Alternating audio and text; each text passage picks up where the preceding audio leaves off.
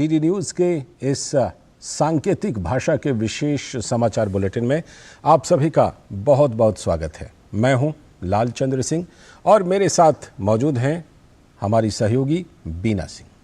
तो चलिए सबसे पहले शुरुआत कर लेते हैं हेडलाइंस। उत्तरकाशी की सिलक्यारा सुरंग में फंसे हुए 41 श्रमवीरों को बचाने का प्रयास जारी। प्रशासन ने प्रेस वार्ता कर दी जानकारी। जल्द ही शुरू होगा ड्रिलिंग का काम। अंदर फंसे हुए श्रमिकों को किया जा रहा है मानसिक तौर पर मजबूत। तेलंगाना में चुनाव प्रचार चरम पर। भाजपा के वरिष्ठ नेता अमित शाह ने निजामाबाद में तो राजनाथ सिंह ने हैदराबाद में की चुनावी रैली। कांग्रेस और बीआरएस पर साधा निशाना। कहा भाजपा की सरकार बनने पर भ्रष्टाचारी होंगे सलाखों के पीछे। राजस्थान में विधानसभा चुनाव के लिए कल होगा मतदान। चुनाव आयोग ने पूरी की तैयारी। राज्य की 200 विधानसभा सीटों के नतीजे 3 दिसंबर को होंगे घोषित।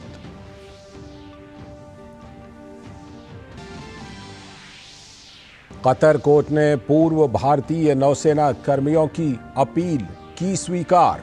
मौत की सजा पाए नेवी के 8 पूर्व अफसरों को राहत मिलने की उम्मीद। जल्द ही होगी सुनवाई।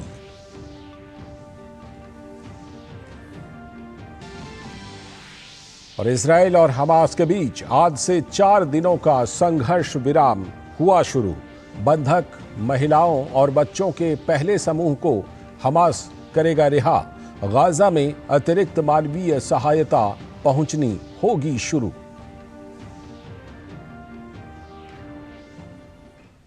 ये थी हेडलाइंस। अब देखते हैं खबरों को विस्तार से। और बुलेटिन में सबसे पहले बात करते हैं उत्तरकाशी की सिलक्यारा टनल में रेस्क्यू ऑपरेशन की, जहां ये रेस्क्यू ऑपरेशन लगातार जारी है। नई दिल्ली में राष्ट्रीय आपदा प्रबंधन प्राधिकरण यानी NDMA की ओर से आज ऑपरेशन के बारे में ताज़ा जानकारी दी गई, जिसमें NDMA ने बताया कि रेस्क्यू ऑपरेशन में आने वाली अड़चनों को दूर कर लिया गया है।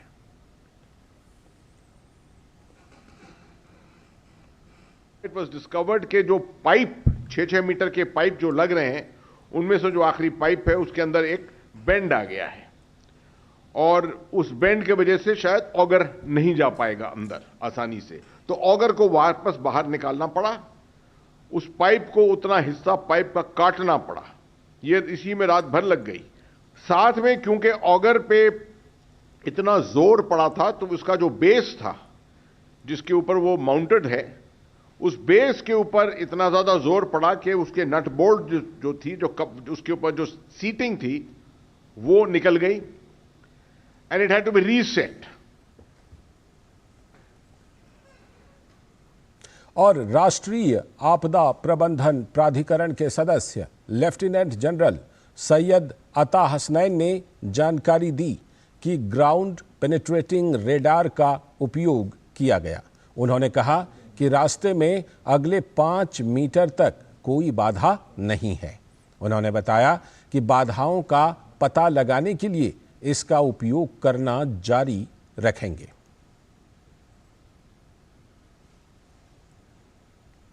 अच्छी बात तो यह है, खबर तो यह है कि वहां पर एक ग्राउंड पेनिट्रेटिंग रेडार का इस्तेमाल किया गया। इससे काबिलियत है 5 मीटर अंदर तक देखने की इनटू द सॉइल। उससे यह साबित हुआ है कि शायद अगले 5 मीटर में कोई ऐसा ऑब्स्टिकल, जिस तरह से आपने देखा है कल और परसों भी, जिस तरह से ये steel pipe, girder, iron girder ये सब आ गए थे, इस तरह की कोई अड़चन जो है वो अगले 5 मीटर में नहीं है। उसके बाद दोबारा इस्तेमाल किया जाएगा और ये ground penetrating radar to determine कि और कोई ऑब्स्टिकल तो नहीं आगे आ रहा है। और वहीं उत्तराखंड के मुख्यमंत्री पुष्कर सिंह धामी ने उत्तरकाशी में सिलक्यारा टनल का दौरा कर बचाव अभियान का जायजा लिया। श्रमिकों को बाहर निकालने के लिए बचाव अभियान चल रहा है। मुख्यमंत्री ने बताया कि रेस्क्यू ऑपरेशन अपने अंतिम चरण में है। पीएम मोदी लगातार मजदूरों के बारे में पूरी जानकारियां लेते हुए समाधान पर चर्चा कर रहे हैं। रेस्क्यू ऑपरेशन अपने अंतिम चरण पर है और आप सब जानते हैं कि उस रेस्क्यू ऑपरेशन में भारत की सरकार, माननीय प्रधानमंत्री जी प्रत्येक दिन किस प्रकार से हमारे अंदर जो मजदूर भाई हैं उनको भोजन सामग्री से लेकर अनेकों प्रकार की जो कठिनाइयां उनके सामने आ सकती हैं उन सब के बारे में जानकारी देकर उसके निदान को लेकर और सुरक्षित रूप से उनको बाहर निकाला जाए, रेस्क्यू किस तरह से चल रहा है, उस सारी जानकारियां प्रत्येक दिन लेते हैं। और पूरी एजेंसियां भारत सरकार की हों, राज्य सरकार की हों, सब मिलजुल कर इस ऑपरेशन को चला रही हैं। जल्दी ही हमें उम्मीद है भगवान की कृपा से कि जल्दी से जल्दी ये ऑपरेशन पूरा होगा, हमारे मजदूर भाई सभी बाहर आएंगे। और उत्तरकाशी की सिलक्यारा सुरंग में बचाव अभियान युद्ध स्तर पर जारी है। इस दौरान आज केंद्रीय मंत्री जनरल वीके सिंह ने अधिकारियों के साथ सुरंग में प्रवेश किया, जहां फंसे हुए श्रमिकों को बाहर निकालने के लिए बचाव अभियान चलाया जा रहा है।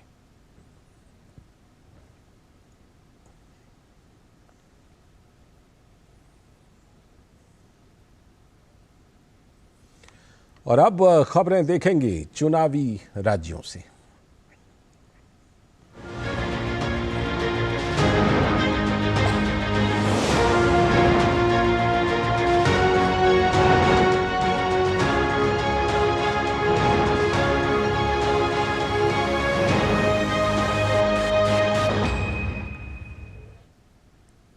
सबसे पहले बात राजस्थान की, जहां विधानसभा चुनाव के लिए 25 तारीख को मतदान होगा।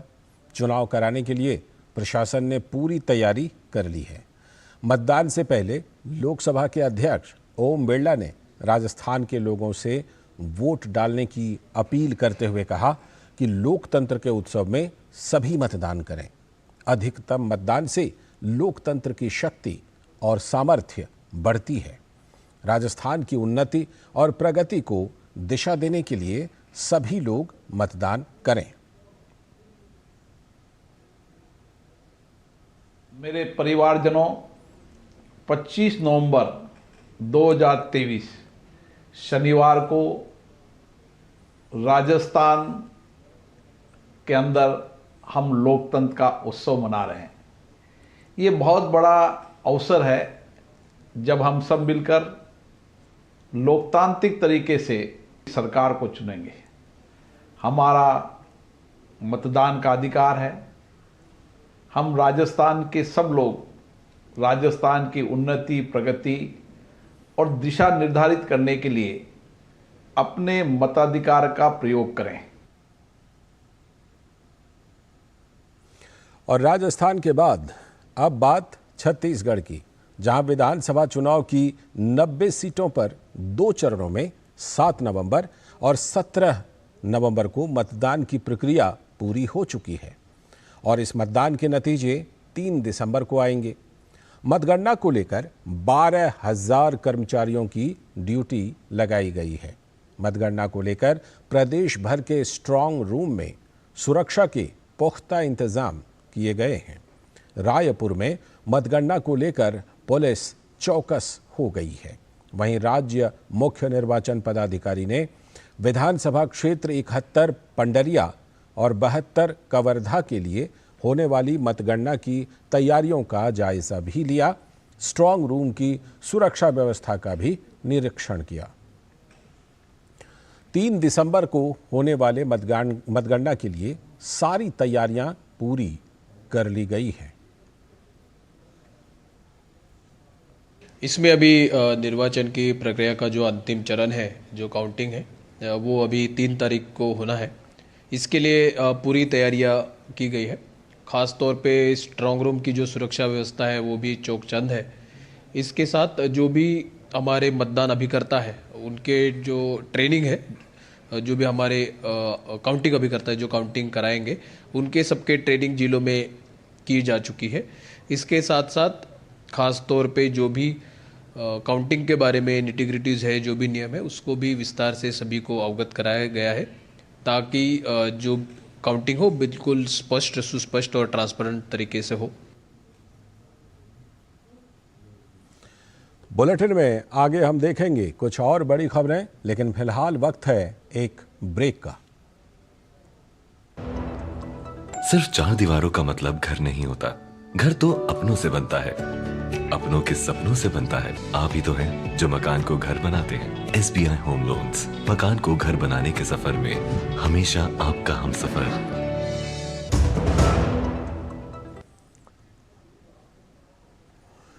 स्वागत है एक बार फिर से आपका ब्रेक के बाद। ब्रेक पर जाने से पहले हम बात कर रहे थे चुनावी राज्यों की खबरों की। अब बात करते हैं तेलंगाना की, जहां चुनाव प्रचार चरम पर है। प्रचार के अंतिम दौर में मतदाताओं का दिल जीतने के लिए सभी दलों ने एड़ी चोटी का जोर लगा दिया है। इसी क्रम में भाजपा का भी तेलंगाना में धुआंधार प्रचार जारी है। भाजपा के वरिष्ठ नेता अमित शाह ने तेलंगाना के राजेंद्र नगर विधानसभा क्षेत्र और सेरिलिंगमपल्ली विधानसभा क्षेत्र में रोड शो किया और जनता का अपार समर्थन मांगा। इस रोड शो में लोगों की भारी भीड़ उमड़ी और अमित शाह ने निजामाबाद में एक चुनावी रैली को संबोधित किया।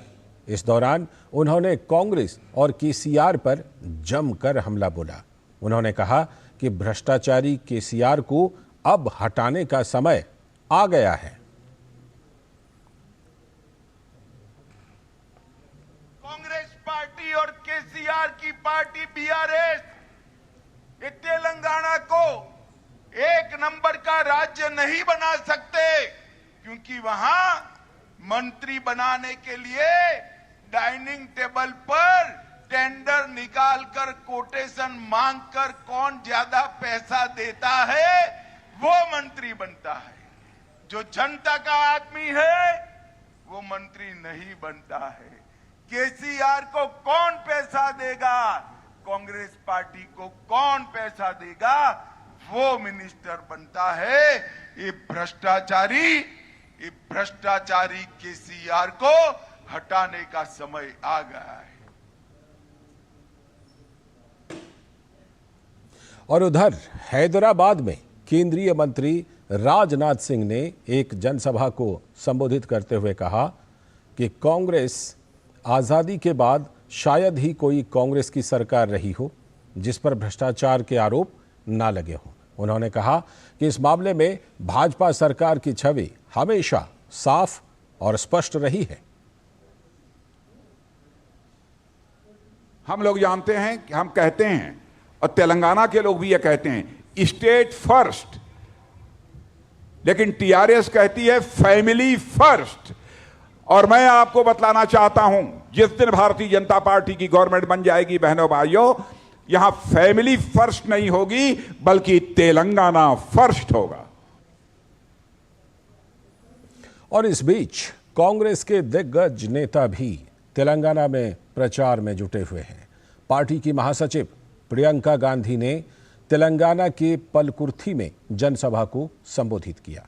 महिलाओं और युवाओं को लुभाने की कोशिश करते हुए प्रियंका ने कई बड़े बड़े वायदे किए। तेलंगाना के लिए हमारी एक योजना है, एक विजन है कि किस तरह से हम तेलंगाना प्रदेश के युवाओं को मजबूत बना सकते हैं, आपको अपने पैरों पे खड़े होने की मजबूती और शक्ति दे सकते हैं। छात्रों को 5 लाख रुपए की मदद मिलेगी और जिले में, हर जिले में इंटरनेशनल स्तर के स्कूल बनाना चाहते हैं हम। और अब खबर दक्षिणी राज्य केरल से, जहां तिरुवनंतपुरम में युवा कांग्रेस के संगठनात्मक चुनावों के दौरान फर्जी मतदाता पहचान पत्र के कथित इस्तेमाल के मुद्दे पर आज सचिवालय के बाहर भाजपा युवा मोर्चा कार्यकर्ताओं ने प्रदर्शन किया। इस दौरान उनके प्रदर्शन के खिलाफ पुलिस ने पानी की बौछार का इस्तेमाल किया।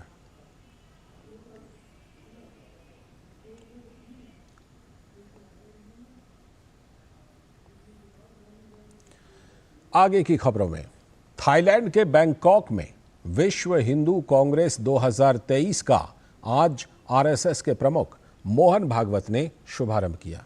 इस कार्यक्रम को संबोधित करते हुए आरएसएस प्रमुख ने कहा कि दुनिया एक परिवार है और हम हर किसी को आर्य बनाएंगे। उन्होंने कहा कि भौतिक सुख के सभी साधनों पर कब्जा करने के लिए लोग लड़ रहे हैं और एक दूसरे पर हावी होने की कोशिश कर रहे हैं।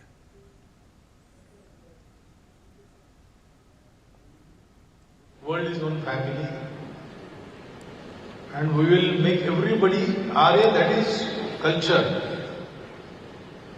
That word also is inadequate, but for the want of better word, I must say culture.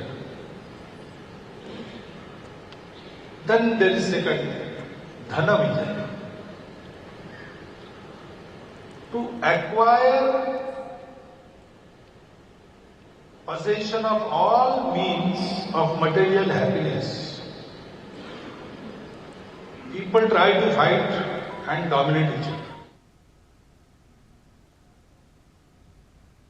साथ ही इसी कार्यक्रम को संबोधित करते हुए आरएसएस प्रमुख ने कहा कि कोविड काल के बाद बदली हुई वैश्विक परिस्थितियों में पूरे विश्व को आभास हुआ है कि भारत ही पूरी दुनिया को रास्ता दिखाने का काम करेगा।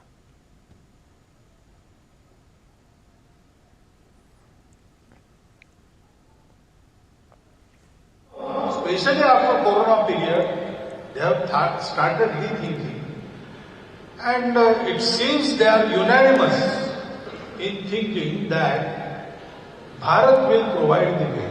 Very birth of our society and our nation is for the same purpose. अगली खबर, उपराष्ट्रपति जगदीप धनखड़ ने आज गुजरात की राजधानी गांधीनगर में वैश्विक पेशेवर लेखाकार सम्मेलन का उद्घाटन किया। अपनी एक दिवसीय यात्रा के दौरान उपराष्ट्रपति जगदीप धनखड़ ने भारतीय सनदी लेखाकार संस्थान यानी ICAI के द्वारा आयोजित वैश्विक पेशेवर लेखाकार सम्मेलन के उद्घाटन सत्र को संबोधित किया।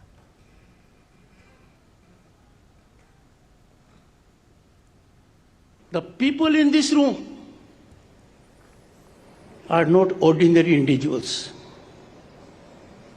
You are nerve center, epicenter of big change. You can catalyze big moment. You will shape what Bharat will be at 2047. It is your efforts, your far-sighted approach, your commitment that will take Bharat at 2047 when it celebrates centenary of its independence and be the most developed nation on the planet, and that is a reality.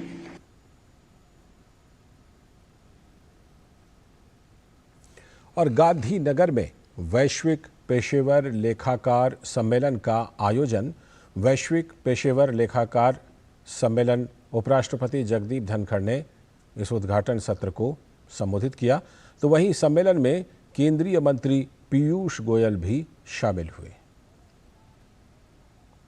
The can act spirit of every chartered accountant, the CA spirit, which will take us there, which will make India add at least $30 trillion to our economy, growing to become the third largest economy in the world in the next probably 3 years, at best 4 years, but becoming a $35 trillion economy when we celebrate 100 years of independence. Bulletin में वक्त आ गया है अभी एक और break का, और break के बाद जब लौटेंगे तो देखेंगे आज की कुछ और बड़ी खबरें। मन की बात है जन जन की, संघर्षों के कुछ किस्से, कहानी कुछ सफलताओं की, अनकही विरासत की, उम्मीदें नए भारत की। महीने के आखिरी रविवार का रहता है इंतजार। ब्रह्मपुत्र के घाट से हिमालय के विस्तार तक होती है मन की बात, प्रधानमंत्री के साथ। तो सुनिए इस महीने 26 नवंबर सुबह 11 बजे मन की बात आकाशवाणी और दूरदर्शन के सभी चैनलों पर। आप भी माननीय प्रधानमंत्री के मन की बात का हिस्सा बन सकते हैं। इसके लिए आप अपने सुझाव post box number 111 Akashvani Delhi को भेज सकते हैं। इसके अलावा नमो ऐप या माई गोव के ओपन फोरम में पोस्ट कर सकते हैं। तो याद रखें 26 नवंबर सुबह 11 बजे मन की बात। बंदी जीवन, हम हाथ पर हाथ धरे बैठे रहेंगे और इन अंग्रेजों को मनमानी करने देंगे। गांधी जी को ये बताना चाहता हूँ कि अहिंसा का मार्ग स्वराज प्राप्त करने के लिए काफी नहीं है। अब वक्त आ गया है बड़ा धमाका करने का। सर को बताओ क्या होने वाला है इंडिया में। जिस क्रांति की योजना बनाई जा रही वो आज तक के इतिहास से सबसे बड़ी क्रांति होगी। Mister Sachindra Nath Sanyal, you are finished. Swaraj में देखिए सचिंद्र नाथ सान्याल की महान गाथा। देखिए स्वराज प्रत्येक रविवार प्रातः 9 बजे, पुनः प्रसारण रात 9 बजे, सिर्फ डीडी नेशनल पर। देश का पहला चैनल, देश का अपना चैनल।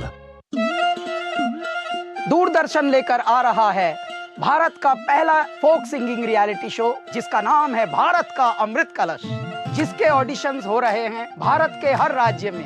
यदि आप हैं एक लोक गायक, यदि आप हैं एक फोक सिंगर और आपकी आयु 18 से ऊपर है तो आज ही इन नंबर्स पर कॉल करके अपने आप को रजिस्टर कीजिए, पंजीकृत कीजिए। यह है एक सुनहरा मौका अपने राज्य के लुप्त होते हुए एक फोक संगीत, फोक म्यूजिक को हर भारतीय तक पहुंचाने का, सिर्फ डीडी नेशनल पर। देश का पहला चैनल, देश का अपना चैनल। मन की बात है जन जन की। संघर्षों के कुछ किस्से, कहानी कुछ सफलताओं की, अनकही विरासत की, उम्मीदें नए भारत की। महीने के आखिरी रविवार का रहता है इंतजार। ब्रह्मपुत्र के घाट से हिमालय के विस्तार तक होती है मन की बात प्रधानमंत्री के साथ। तो सुनिए इस महीने 26 नवंबर सुबह 11 बजे मन की बात आकाशवाणी और दूरदर्शन के सभी चैनलों पर। मन की बात के प्रादेशिक भाषाओं में अनुवाद का पुनः प्रसारण आप सुन सकते हैं रात 8 बजे आकाशवाणी और दूरदर्शन के सभी प्रादेशिक चैनलों पर। तो याद रखें 26 नवंबर सुबह 11 बजे मन की बात।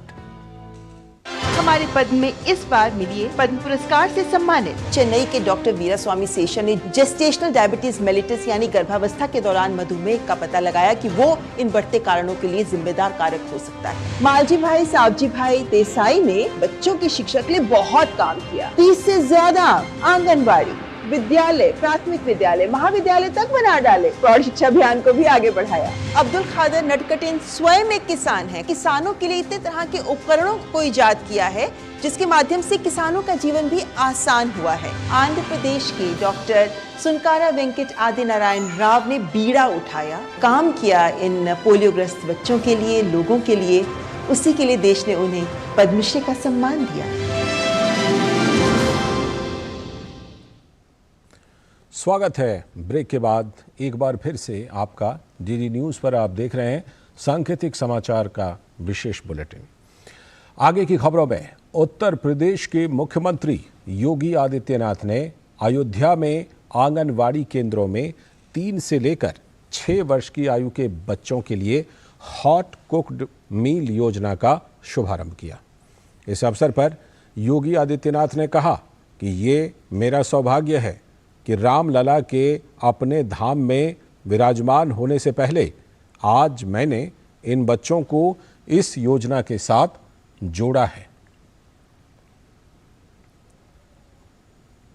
ये पहली बार हम लोग प्रदेश में कर रहे हैं कि 3 से 6 वर्ष तक के बच्चों को, जिनमें 80 लाख ऐसे बच्चे हैं जो पंजीकृत किए गए हैं, और ये मेरा सौभाग्य है कि रामलला के अपने धाम में विराजमान होने के पूर्व आज मैंने इन बच्चों को यहां पर इस योजना के साथ जोड़ा है।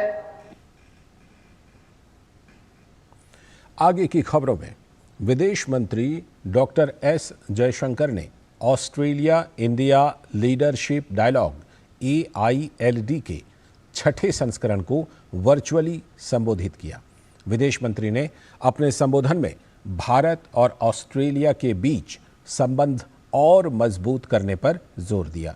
उन्होंने कहा कि हमारी मजबूत साझेदारी समुद्र तल से लेकर अंतरिक्ष तक फैली हुई है, जिसमें रक्षा, सुरक्षा, साइबर, प्रौद्योगिकी, व्यापार, विज्ञान और तकनीक और लोगों से लोगों के बीच संबंध जैसे सभी संभावित क्षेत्र शामिल हैं।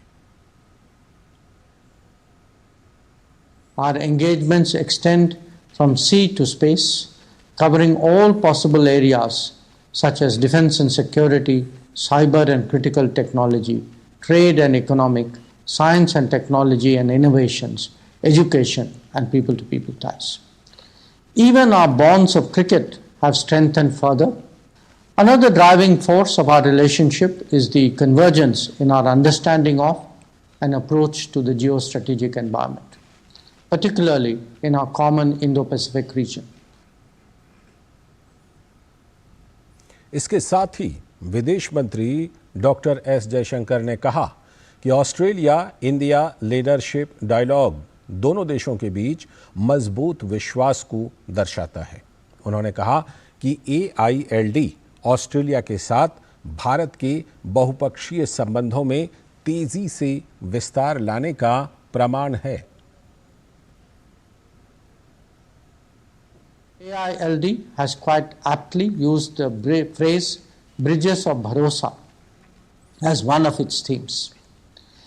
In this complicated world, it is the bharosa or trust between like-minded partners such as India and Australia, along with others, that is helping us in our efforts to secure a free, open, peaceful and prosperous Indo-Pacific region along with a rules-based international order. As strong democracies and dynamic economies of the Indo-Pacific, we can make a difference through our cooperation on a practical, progressive and sustainable agenda. Together, that makes us a force for global good. और अब बात deep fake मुद्दे की। आज के दौर में deep fake अब एक बड़ी चुनौती के रूप में सामने आ गया है। इस समस्या पर खुद प्रधानमंत्री नरेंद्र मोदी भी अलग अलग मंचों से लगातार चिंता जता रहे हैं। गुरुवार को आईटी मंत्री अश्विनी वैष्णव ने भी इस मामले में सोशल मीडिया प्लेटफॉर्म के प्रतिनिधियों के साथ एक उच्च स्तरीय बैठक की अध्यक्षता की। अश्विनी वैष्णव ने डीप फेक वीडियो को लोकतंत्र के लिए खतरा बताते हुए कहा कि अगले 10 दिनों में सरकार इसके नियमन के लिए स्पष्ट कार्य योजना का मसौदा जारी करेगी। इलेक्ट्रॉनिक्स और सूचना प्रौद्योगिकी राज्य मंत्री राजीव चंद्रशेखर ने बताया कि उन्होंने साइबर विशेषज्ञों और इंटरनेट की सभी प्रमुख कंपनियों के साथ इस मसले पर लंबी बातचीत की है। उन्होंने बताया कि डीप फेक पर सरकार बेहद ही गंभीर रवैया अपना रही है। Intermediaries of today all agreed that the current IT rules and under the IT Act provide for adequate compliance requirements on their part to deal with deepfakes. This has been agreed to by the platforms. I have urged them today and have said that we will follow it up with an advisory and a directive that all platforms must align there and transform their terms of use with their users to be consistent with the 12 areas that are prohibited on the Indian internet under 31B, Rule 31B. And the platforms have agreed in 7 days to ensure that harmonization and that alignment. अगली खबर, ओडिशा की राजधानी भुवनेश्वर में आज PM Vishwakarma गुरुओं के लिए एक सम्मान समारोह का आयोजन किया गया। केंद्रीय कौशल विकास एवं उद्यमशीलता मंत्री धर्मेंद्र प्रधान ने इस सम्मान समारोह में भाग लिया।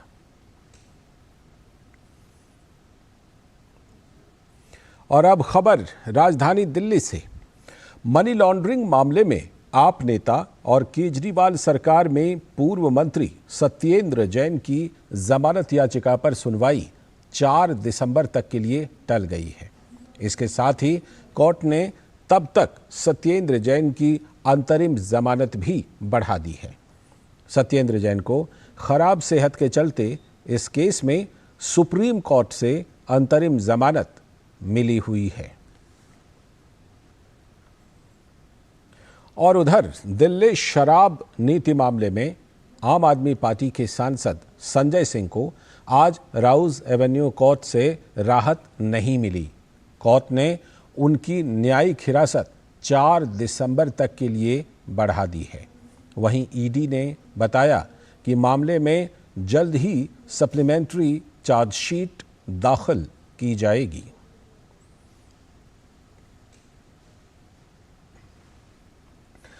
सुप्रीम कोर्ट ने केंद्र सरकार से कहा है कि वो दिल्ली में चीफ सेक्रेटरी की नियुक्ति के लिए अपनी ओर से नाम सुझाए।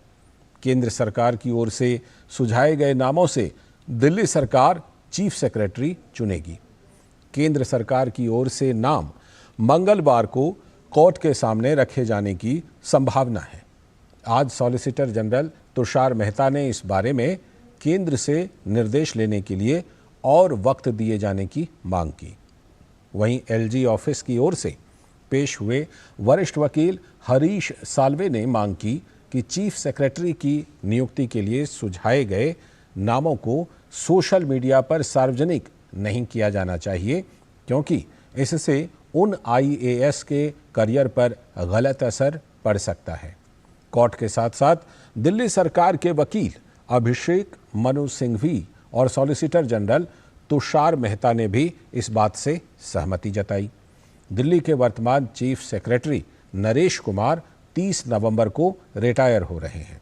दिल्ली सरकार ने सुप्रीम कोर्ट में याचिका दायर कर ये सुनिश्चित करने की मांग की है कि दिल्ली सरकार से परामर्श किए बिना केंद्र सरकार नरेश कुमार को सेवा विस्तार देने या फिर उनकी जगह पर एक नए चीफ सेक्रेटरी की नियुक्ति का फैसला ना ले। वक्त आ गया एक और छोटे से ब्रेक का, और उसके बाद लौटेंगे तो देखेंगे आज की कुछ और बड़ी खबरें। बॉलीवुड टॉकीज में देखिए 22 नवंबर बेरहम, 23 नवंबर चोर पे मोर, 24 नवंबर अंदाज, 25 नवंबर सुन जरा, 26 नवंबर ईएमआई लिया है तो चुकाना पड़ेगा। बॉलीवुड टॉकीज प्रतिदिन दोपहर 1 बजे सिर्फ डीडी नेशनल पर, देश का पहला चैनल, देश का अपना चैनल। हमारी तेजस्विनी है रमी सेठ। उन्हीं के प्रयासों की बदौलत आज एक्सेसिबल फिल्म्स हमारे देश में सच्चाई बन चुकी है। इनके साथ जुड़ के मेरे को तो बहुत सुंदर लगता है। सब इतना कुछ सीखने को मिलता है। इफी में तो जब पहली बार दिखाई थी, जो देखने आए थे विजुअली इम्पेयर्ड, उनके जो रिएक्शंस थे कुछ बता नहीं सकते, शब्दों में बयान नहीं, बिल्कुल नहीं हो सकता। कोई कॉस्ट नहीं है इसमें। हम क्यों नहीं करें ऐसी चीजें इन लोगों के लिए? हम भूल जाते हैं कि ये हैं वहाँ पर और भी लोग हैं। अपनी बस सोच बदलने की हमको ये करना है इन लोगों के लिए। वो भी हॉल में जाके सबके साथ बैठ के पिक्चर देखें।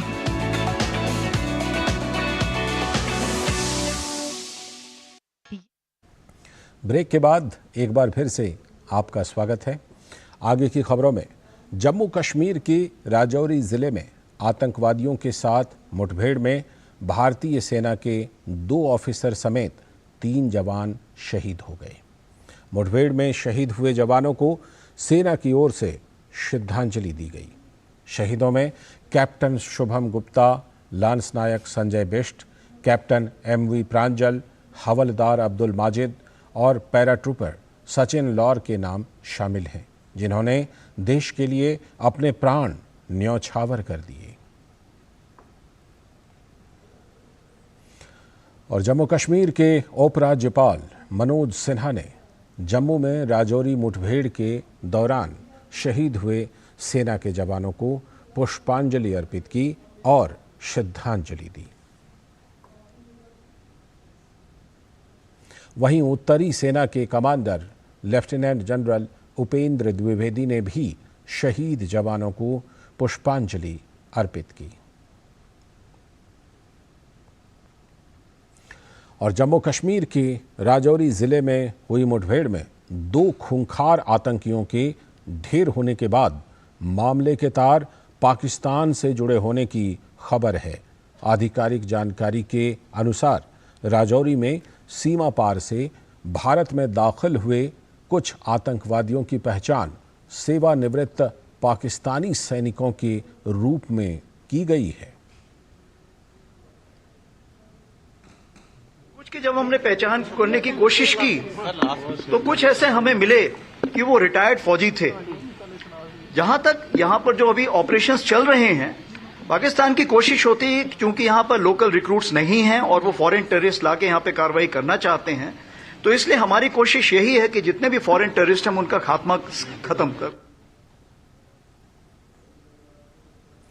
भारतीय सेना ने शांति अभियानों में महत्वपूर्ण प्रशिक्षण प्रदान करने के लिए 16 देशों के सैनिकों के लिए 6 से लेकर 24 नवंबर के बीच प्री डिप्लॉयमेंट कोर्स का आयोजन किया। इस आयोजन का उद्देश्य विकास के लिए एक मंच तैयार करना और अधिकारियों के बीच कौशल नेतृत्व और परिचालन प्रभावशीलता को बढ़ाना है। कार्यक्रम संयुक्त राष्ट्र ढांचे पर आधारित एक सशक्त और सहयोगात्मक प्रशिक्षण कार्यक्रम के रूप में डिजाइन किया गया, जिसे विदेश मंत्रालय के सहयोग से संयुक्त रूप से आयोजित किया गया था। आयोजन संयुक्त राष्ट्र शांति अभियानों में व्यापक अंतर्राष्ट्रीय सहयोग को बढ़ावा देने की भारत की प्रतिबद्धता को रेखांकित करता है। और संयुक्त सैन्य अभ्यास सूर्य किरण के 17वें संस्करण में भाग लेने के लिए 334 कर्मियों वाली नेपाल सेना की टुकड़ी भारत पहुंच गई है। यह अभ्यास 24 नवंबर से 7 दिसंबर तक उत्तराखंड के पिथौरागढ़ में आयोजित किया जा रहा है। यह वार्षिक कार्यक्रम दोनों देशों में वैकल्पिक रूप से आयोजित किया जाता है। भारतीय सेना की टुकड़ी का नेतृत्व कुमाऊं रेजिमेंट की 1 बटालियन द्वारा किया जा रहा है। नेपाल सेना की टुकड़ी का प्रतिनिधित्व तारा दल बटालियन द्वारा किया जाता है। अभ्यास का उद्देश्य शांति स्थापना अभियानों पर संयुक्त राष्ट्र चार्टर के तहत जंगल युद्ध, पहाड़ी इलाकों में आतंकवाद विरोधी अभियानों और मानवीय सहायता और आपदा राहत में आपसी सहयोग को बढ़ाना है।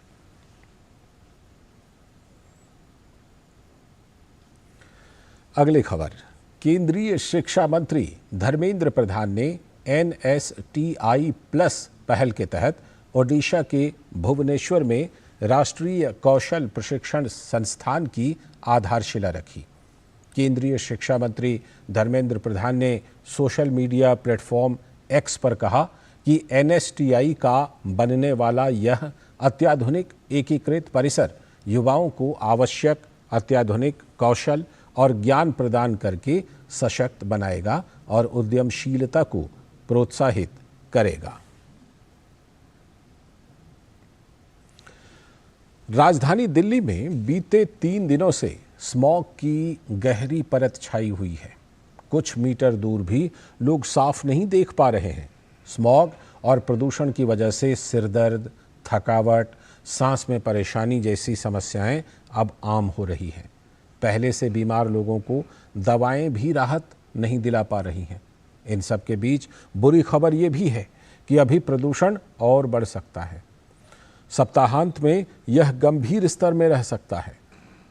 केंद्रीय प्रदूषण नियंत्रण बोर्ड के अनुसार आज भी वायु प्रदूषण सूचकांक गंभीर श्रेणी में बना हुआ है। और राजधानी दिल्ली के साथ ही मायानगरी मुंबई में भी वायु गुणवत्ता सूचकांक खराब श्रेणी में है। लोगों को जहरीली हवा के कारण परेशानियों का सामना करना पड़ रहा है। और अब अंतर्राष्ट्रीय जगत की खबर। इजराइल और हमास के बीच आज 4 दिनों का संघर्ष विराम शुरू हो रहा है। स्थानीय समय के अनुसार सुबह 7 बजे से संघर्ष विराम शुरू हो रहा है। कतर में मध्यस्थों ने कहा कि आज 13 इजरायली और बच्चों को रिहा किया जाएगा। दोनों पक्षों ने कहा कि ये संघर्ष विराम अस्थायी है। संघर्ष विराम के तहत गाजा में अतिरिक्त मानवीय मदद आज से भेजी जाएगी। 4 दिनों तक चलने वाले संघर्ष विराम में 50 बंधकों को रिहा किया जाएगा। इस दौरान इजराइल के जेल में बंद फलस्तीनियों को भी रिहा किए जाने की संभावना है। हमास ने अब तक 4 बंधकों को रिहा किया है। और बुलेटिन में अब बात विकसित भारत संकल्प यात्रा की।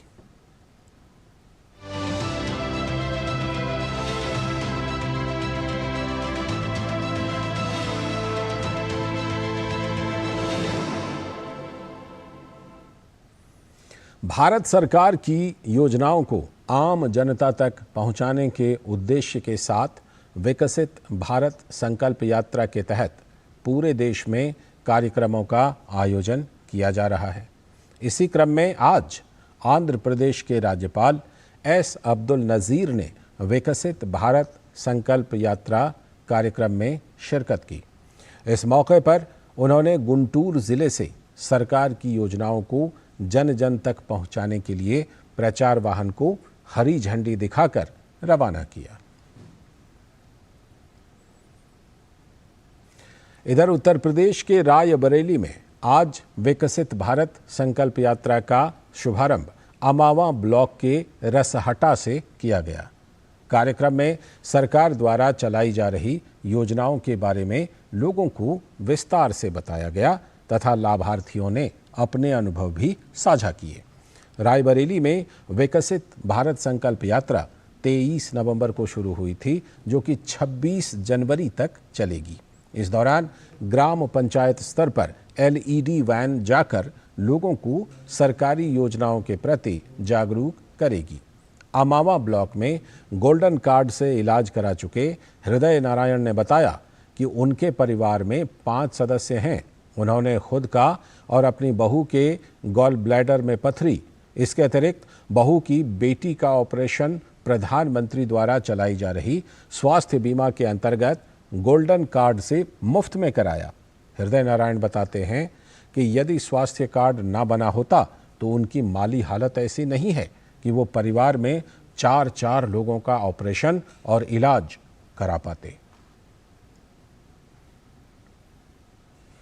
तो इसी के साथ इस विशेष बुलेटिन में फिलहाल इतना ही। मुझे और मेरी सहयोगी बीना सिंह को दीजिए अनुमति, लेकिन डीडी न्यूज़ पर खबरों और कार्यक्रमों का सिलसिला लगातार जारी है। नमस्कार।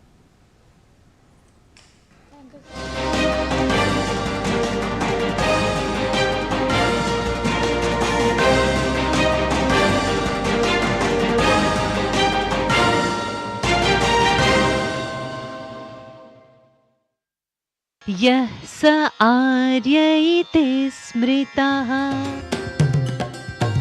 ओडिशा राज्यस्य पुरी नगरे भगवते सूर्याय अस्ति समर्पितं सुविख्यातं कोणार्क मंदिरम्। कि 19th सेंचुरी में एरी और प्राट ने इसको इन्वेंट किया, लेकिन जब महाभारत देखते हैं तो आश्चर्यजनक रूप से हमें इस सिद्धांत की परिलक्षित वहाँ मिलता है। लोहितम्